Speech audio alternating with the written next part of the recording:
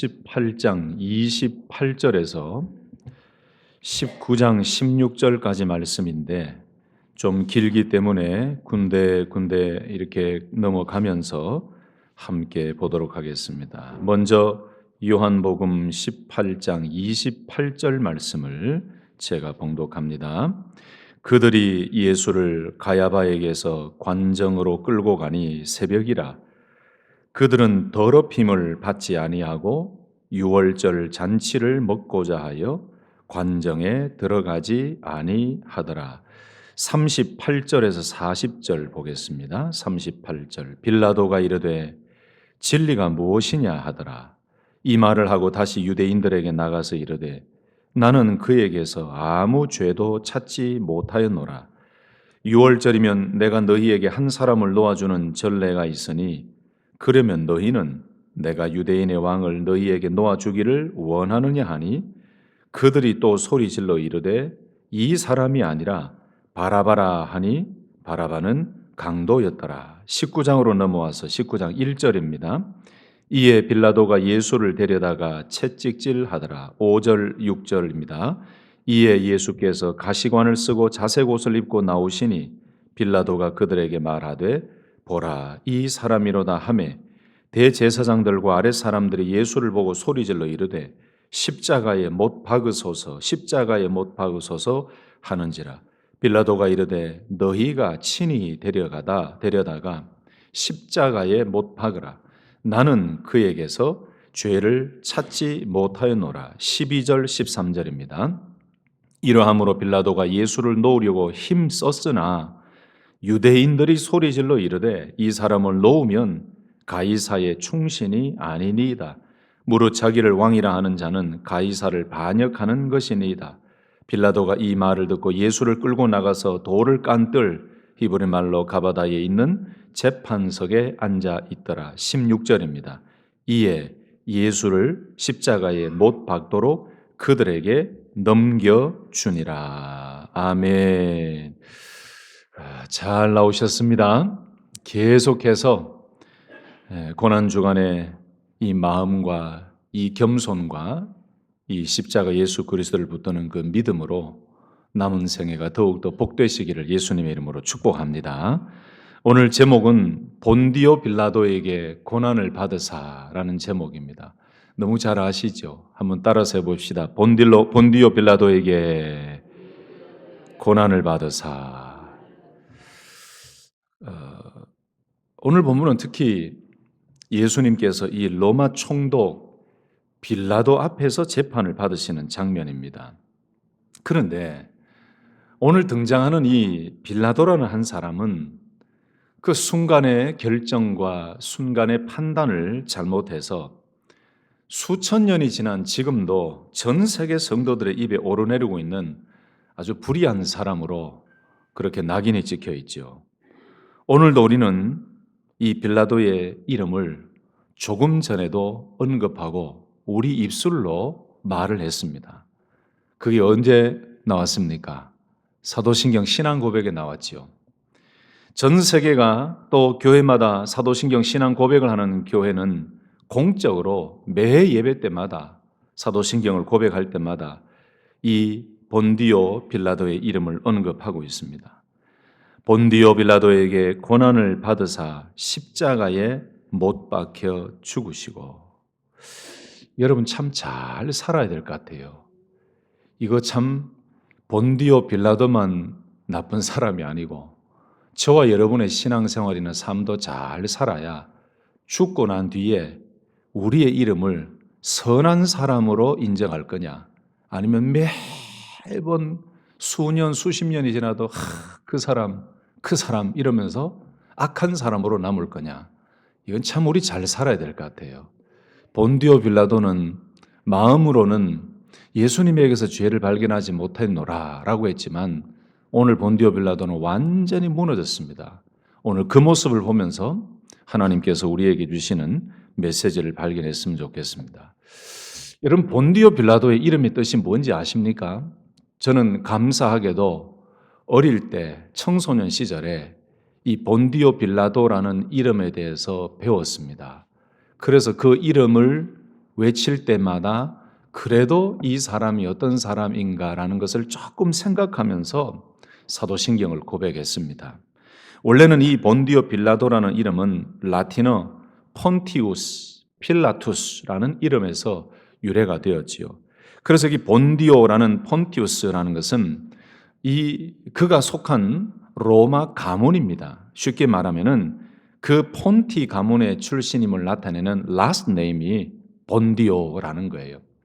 근데 빌라도라는 이 필라투스는 창을 가진 자, 창을 잘 쏘는 자, 활을 잘 쏘는 자, 또는 꽃갈콘 모자 이런 의미가 있어요. 그래서 저는 이 청소년 시절에 이 이름을 배울 때에 창을 가지고 창을 잘 쏘고 활을 잘 쏘는 본디오라는 성을 가진 빌라도 이렇게 배웠어요. 여러분 좀 이해가 되시죠? 그래서 사도신경을 신앙 고백할 때에 본디오가 뭔가, 빌라도는 알겠는데 이 본디오가 뭔가 이렇게 의문을 가지셨다면 오늘 배운 것처럼 본디오 빌라도라는 이 이름, 창을 가지고 활을 잘 쏘는 로마 가문의 사람이라고 생각하시면서 조금 더 성경적으로 고백하고 또 하나님 앞으로 나가면 참 좋겠죠. 이것처럼 로마 총독 이 본디오 빌라도는 한순간의 잘못된 선택, 예수님에게서 죄를 발견할 수 없다고까지 했던 그가 군중들의 소리와 자기의 그 총독의 자리를 잃을까 봐 사람들의 눈에 또는 사람들의 소리에 무너져서 인간적이고 어리석은 결정 하나 때문에 지금도 계속 그를 가리켜서 본디오 빌라도에게 고난을 받으사라고 예수님께서 고난받도록 한 그 주범을 본디오 빌라도라고 이야기를 합니다. 오늘 본문 말씀은 좀 길지만 제가 인도하는 대로 이 장면별로 조금만 따라오시면 오늘 이해가 굉장히 쉬우실 것입니다. 그 첫 번째 장면은 예수님께서 로마 총독이었던 빌라도에게 끌려가셨지요. 그런데 종교 지도자들의 아주 위선적인 모습을 오늘 첫 장면을 통해 볼 수가 있습니다. 18장 28절 보시면 그들이 예수를 가야바에게서 관정으로 끌고 가니 새벽이라 그들은 더럽힘을 받지 아니하고 유월절 잔치를 먹고자 하여 관정에 들어가지 아니하더라. 여러분 어제까지 계속 보았던 말씀, 예수님은 이미 겟세마네 동산에서 체포되셨죠. 그래서 처음에 누구에게로 끌려갔습니까? 안나스에게로 끌려갔습니다. 안나스는 가야바의 장인이지요.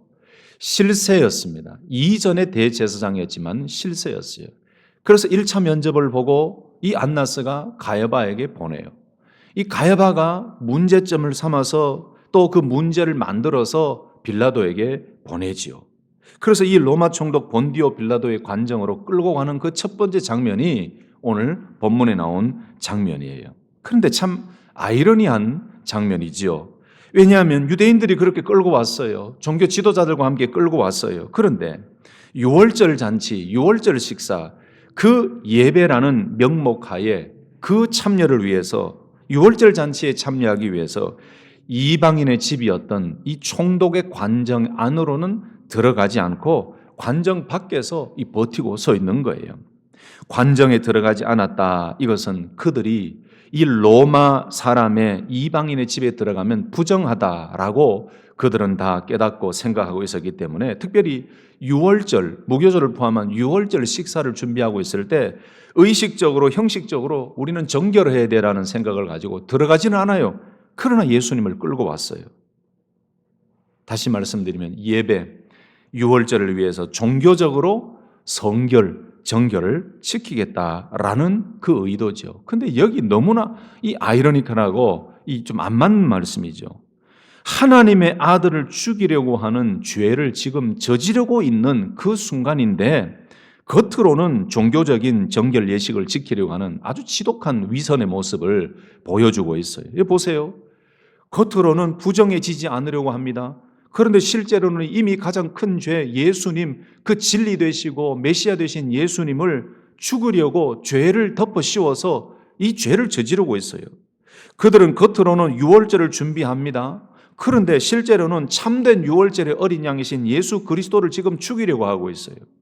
겉으로는 율법을 지키려고 합니다. 그런데 실제로는 율법의 핵심인 예수 그리스도를 죽이려고 하고 있어요. 율법을 깨뜨리려고 하고 있어요.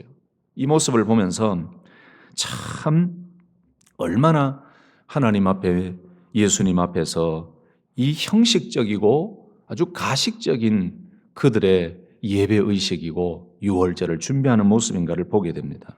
그들이 두려워했던 것은 외적인 부정이었어요. 그런데 하나님이 보시는 문제는 뭘까요? 그들의 마음이지요. 겉으로는 부정해지지 않으려고 했지만 이미 그들은 부정해지고 있었어요. 그래서 오늘 이 첫 번째 장면을 보면서 형식적인 신앙, 참 형식주의에 나는 빠져 있지 않은가. 예배는 드리는데 마음은 하나님과 멀어져 있지는 않은가. 내가 뭔가 신앙인으로서의 규칙은 지키는 것 같은데 내 마음속에 하나님과 거리가 있고 성경이 말씀하는 사랑과 정의와 믿음은 내 마음속에서 사라져 있지는 않은가. 또 작은 죄는 피하고 큰 죄는 무시하는 그런 모습은 나에게 있지는 않은가. 그리고 형식적으로는 예배를 드리고 기도를 하고 기독교인으로 살아가는데 내 마음속에 성전인 내 마음, 성령이 계시는 내 마음이 정말 거룩하지 않으면서도 겉으로만 나는 거룩하고 참 그리스도인의 모습을 드러내고 있지 않은가. 제가 말씀을 준비하는데 이 모습이 자꾸 떠올라요. 우리가 어제 그저께도 말씀드렸지만 사람을 배려하고 또 우리 행동을 조심하고 그런 건 필요한데 그것이 가식적인 것이 아닌 내 속에서 우러나오는 진실한 신앙생활이 되고 예배를 드리고 기도를 하고 찬송을 하고 봉사하고 섬겨도 내 속에서 나타나는 그 진심으로 하는 그 신앙이 우리에게 필요할 줄로 믿습니다. 한 문장으로 이 첫 번째 모습 장면에서 요약을 한다면은 유월절을 지키려고 정결을 유지하려고 했던 사람들이 유월절의 참 의미이신 예수님을 죽이고 있어요. 이것이 그들의 가식적이고 형식적인 정결의 모습이었습니다. 두 번째 장면으로 한번 넘어가 볼까요? 그래서 빌라도가 밖으로 나오지요. 예수님을 끌고 온 유대인들과 그 위선적인 종교 지도자들과 만나서 대화하는 장면이 그 다음 장면입니다. 29절에서 그 이한데요. 그러므로 빌라도가 밖으로 나가서 그들에게 말하되 너희가 무슨 일로 이 사람을 고발하느냐? 대답하여 이르되 이 사람이 행악자가 아니었다면 우리가 당신에게 넘기지 아니하였겠나이다. 31절에 빌라도가 이르되 너희가 그를 데려다가 너희 법대로 재판하라. 유대인들이 이르되 우리에게는 사람을 죽이는 권한이 없나이다 하니. 자, 이 말씀이 핵심이에요. 빌라도가 나와서 무슨 일로 이 사람을 고발하려고 하느냐라고 했더니 이 사람이 행악자가 아니면 우리가 데리고 왔겠습니까? 이 사람이 악을 행한 자입니다. 덮어 씌운 거죠, 사실은. 예수님에게는 아무 죄가 없어요. 죽이기 위해서 뭐라도 덮어 씌운 거예요. 나중에는 자기가 왕이라고 했다고, 유대인의 왕이라고 했다고 이걸 덮어 씌워가지고 행악자라고 이야기를 해요. 그런데 이 이야기를 듣고 난 후에 빌라도가 뭐라고 합니까? 너희가 그를 데려다가 너희 법대로 재판하라 라고 합니다. 여러분, 이 빌라도가 너희 법대로 재판하라라는 말씀은 이런 거죠. 유대 종교니까 너희 유대 종교, 너희 법대로 종교법, 너희 율법으로 처리해라. 빌라도는 로마법의 문제가 아니라 유대인의 종교 문제니까 너희가 알아서 해결해라. 되게 유대인들을 지켜 세워주는 것 같지요. 그런데 왜 빌라도가 이런 말을 했는지 아십니까? 정치적인 책임을 회피하기 위해서 이런 말을 한 겁니다. 빌라도는 총독이잖아요. 그래서 총독으로서 불필요한 문제에 휘말리고 싶지 않았던 거지요. 여러분, 당시에 유대인들은요, 총독을 찾아와서 많은 고소, 많은 고발, 많은 일들로 찾아왔어요. 근데 유대인들이 아주 민감하다는 것을 이 빌라도가 알았어요. 그러니까 괜히 개입했다가 유대인들이 반란을 일으키거나 유대인들이 소동을 일으키면요, 이 자기 자리 총독이 위험한 거예요. 자기 위치가 위험한 거예요. 그래서 너희가 알아서 처리해라. 이것은 결론적으로 말하면 책임을 회피하는 겁니다. 정치적 부담을 가지지 않겠다는 거지요. 여러분, 참 이런 걸 보면은 우리가 이 상황 윤리에 빠져 있을 때 이게 참 어려운 경우지요. 이건 반드시 해야 되는 일이고 이건 진리의 문제고 이건 믿음의 문제임에도 불구하고 귀찮은 거예요. 어디 가담되고 이 일을 시작하면은 이게 귀찮아요.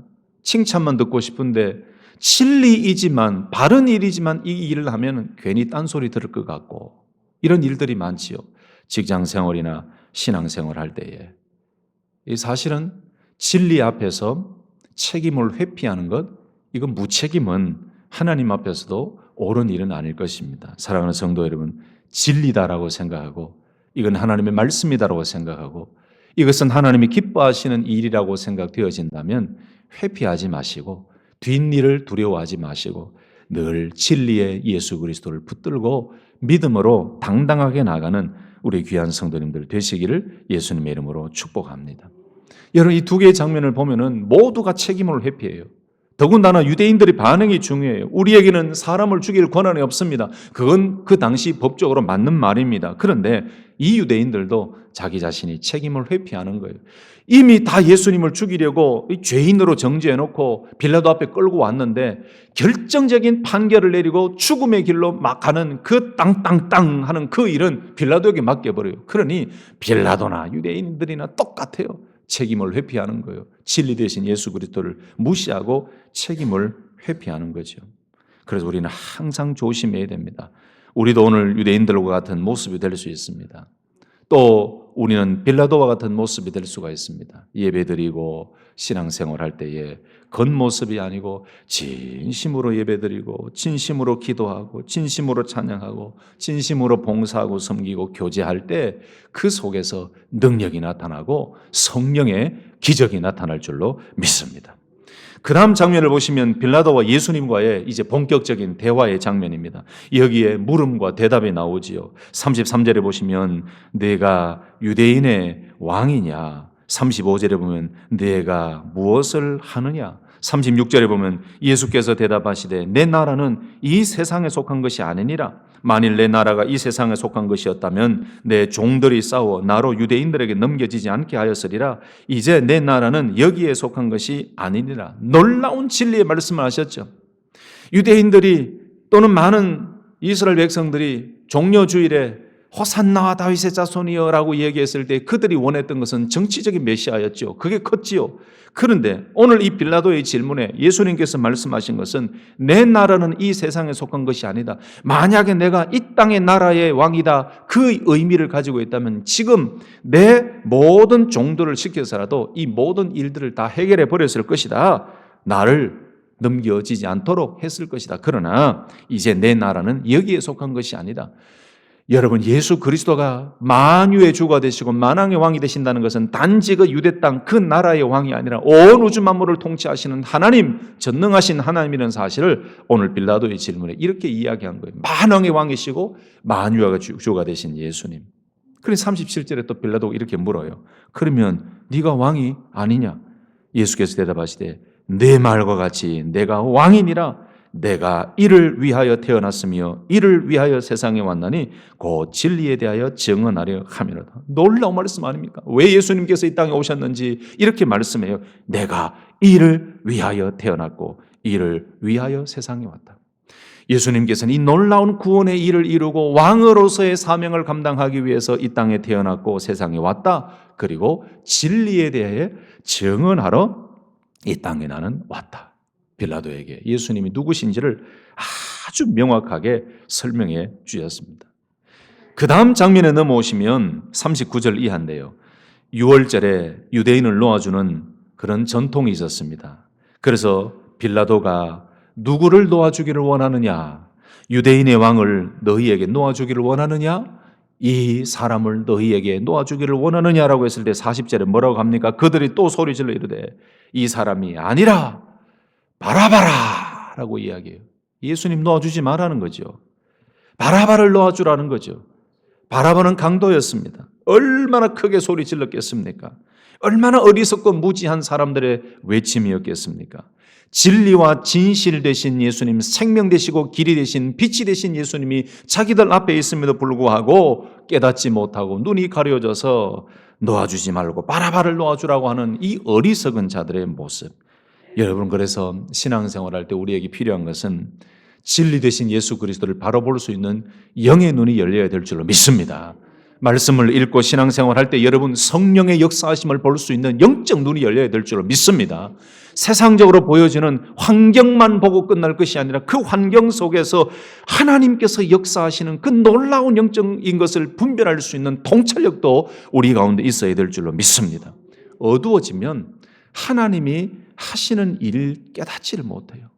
단지 보여지는 육신의 눈으로 보여지는 일들만 보여지는 것이죠. 그 다음 장면은 예수님께서 조롱당하시고 채찍 맞으시는 장면이 19장에 나옵니다. 1절, 2절, 3절 보니까 가시관을 씌우고 자색 옷을 입히고 유대인의 왕이여라고 조롱을 합니다. 또 손으로 때립니다.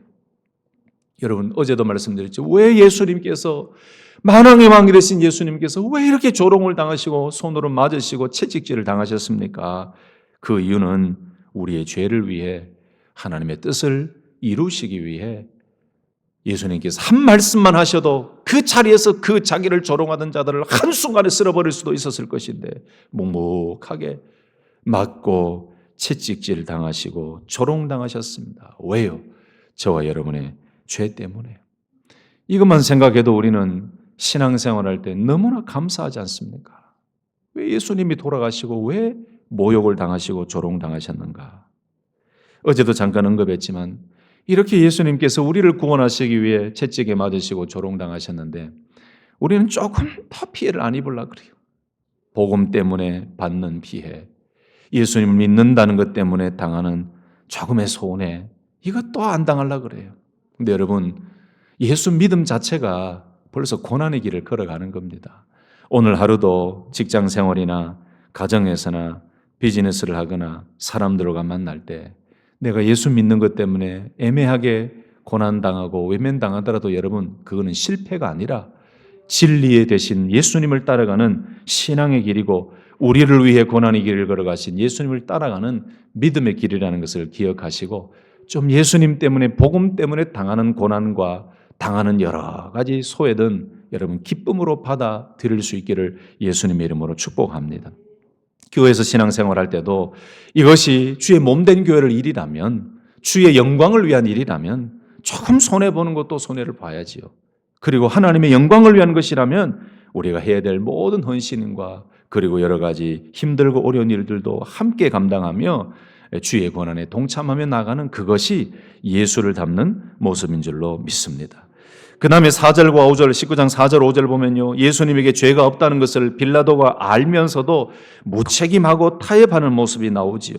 그 다음에 7째 장면을 보면은 6절에서 7절인데 군중들의 소리에 무너지고 두려워합니다. 비겁해지는 빌라도의 모습이 나옵니다. 6절에 보면은 대제사장들과 아랫 사람들이 예수를 보고 소리질러 이르되 십자가에 못 박으소서 십자가에 못 박으소서 하는지라.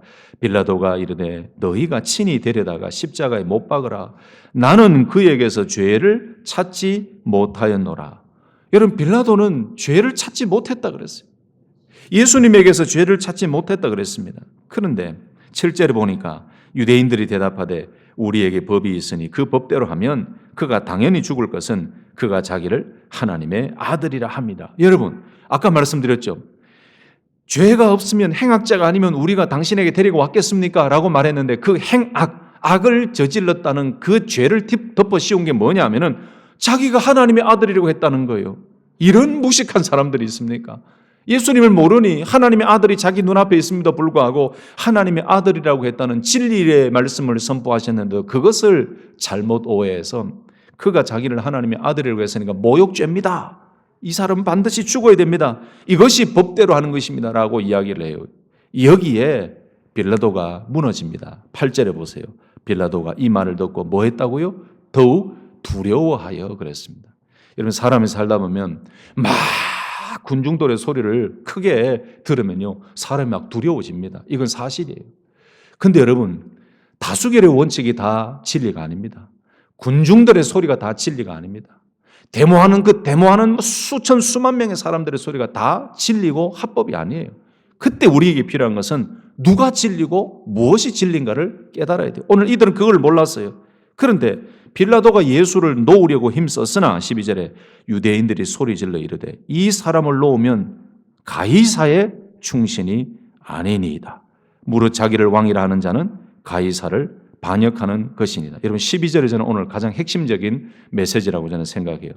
빌라도가 예수를 놓으려고 힘썼으나 유대인들이 소리질러 이르되 이 사람을 놓으면 가이사의 충신이 아닙니다. 여러분 저를 한번 보세요. 여러분들이 만약에 유대인들하고 가정입니다. 마음 상해하지 마세요. 여러분들이 유대인들 가정하고 제가 빌라도라고 가정입니다. 예수님이 여기 계세요. 나는 그에게서 죄를 발견한 것이 없다. 나는 예수님을 놓아주려고 한다. 여러분들이 저에게 지금 막 소리 지릅니다. 이 사람을 놓으면 당신은 가이사의 충신이 아닙니다. 이 빌라도인 저가 겁이 나요. 사람들이 소동이 일어나겠네. 아이고 큰일 났네. 나는 예수님에게서 죄를 발견하지 못해. 아이고 큰일 났네. 이 소리에 오늘 가장 핵심적인 빌라도가 두 번째로 무너져 버려요. 13절에 보니까 빌라도가 이 말을 듣고 예수를 끌고 나가서 돌을 깐 뜰에 있는 재판석에 앉았더라. 16절에 보세요. 이에 예수를 십자가에 못 박도록 그들에게 땅땅땅 넘겨주니라. 여러분, 왜 빌라도가 이렇게 무너졌을까요? 서론에 말씀드렸던 것처럼 바로 그 자리, 군중들의 소리, 그 자기의 위치, 그 사람들의 소리에 무너져 버린 것이죠. 자기 자리를 지키기 위해서 무너져 버린 것이죠. 예수님에게서 죄를 발견하지 못했음에도 놓아주려고 애를 썼음에도 불구하고 빌라도는 결국 군중들의 소리에 넘어져 버렸습니다. 여러분, 이런 빌라도의 모습은 어쩌보면 우리의 모습이 될 수도 있을 것입니다. 예수님이 길이요 진리요 생명이신 줄을 믿고 알지만 손해보고 피해를 볼 것 같고 내가 지금 가지고 있는 권력과 자리와 위치가 위태해질 것을 생각하니 이 길이요 진리요 생명 대신 예수님을 선택하지 못하고 믿음의 길을 선택하지 못하고 망설이고 심지어 세상의 소리, 군중들의 소리에 무너져서 참 진리의 길로 생명의 길로 가지 못하는 그 모습이 저와 여러분의 빌라도의 모습이 될 수도 있습니다. 신앙생활 할 때도 이런 모습이 없는 것 같습니까? 있습니다. 교회에서 회의를 할 때나 교회를 섬길 때나 봉사할 때나 여러분 진리 대신 예수 그리스도만 바라보고 성경이 원리다라고 생각해서 그 길로 가는 것이 우리 믿음의 성도의 삶인 줄로 믿습니다. 아무리 친한 사람이 있어도 아무리 내가 손해를 보더라도 이것이 말씀의 길이고 이것이 믿음의 길이라고 할 때는 우리는 조금 손해를 볼 필요도 있습니다. 오늘 빌라도의 모습이 우리에게는 없는가?